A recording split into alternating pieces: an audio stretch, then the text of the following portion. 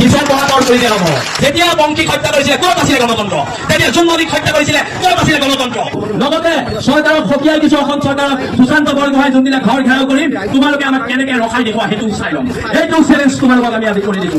অসম চৰকাৰক কৰিছো, অসমৰ মুখ্যমন্ত্ৰী মহোদয়ক কৰিছো। গতিকে দাসৰ যদি কোনোবা পৰিয়ালবৰ্গ শুনিব শুনি লওক, আপোনালোকৰ ল'ৰাক জেলৰ পৰা ওলোৱাৰ পিছত ভালকে ৰাখিব, বীৰ লাঠি খেলা হাতত কৰিলে পিঠি বহল কৰি দিয়া হ'ব। পংখী সন্দিকৰ মাতৃ দুৰ্ভগীয়া মাতৃগৰাকীয়ে এতিয়া কন্যাৰ হত্যাকাৰী উচিত শাস্তিৰ দাবীৰে দৰে শুক শুকাই কান্দি পৰিছে প্ৰতিবাদস্থলীত।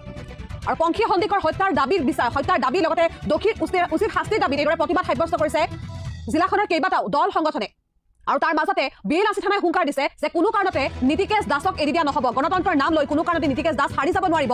কৈছো সুশান্ত বৰগোহাঁই আমাক উঠিয়াই কৰিব আৰু আমি ঘৰত সোমাই মনে মনে বহি থাকিব নহ'ব।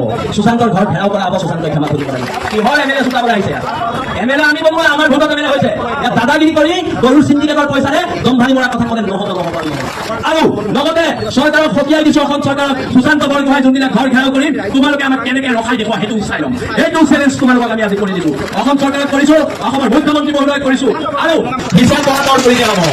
বিচাৰ বহাবৰ আপোনালোকে গণতন্ত্ৰৰ কথা কয়। যেতিয়া বংশীক হত্যা কৰিছিলে ক'ত আছিলে গণতন্ত্ৰ?